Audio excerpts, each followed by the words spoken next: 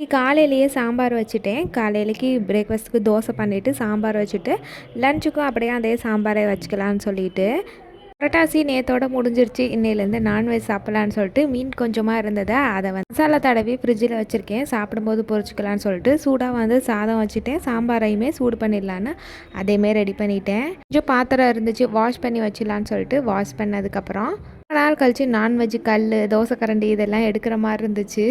Lunch வந்து இன்றைக்கி சிம்பிளாக பண்ணிவிட்டு தீபாவளி பலகார வேலையை வந்து ஸ்டார்ட் பண்ணணும். நாளைக்கு சண்டே தான், அன்றைக்கி ஒரு நாள் மட்டும் எல்லா பலகாரமும் செஞ்சுக்கலான்னு சொல்லிட்டு பிளான் பண்ணி வச்சுருக்கேன்.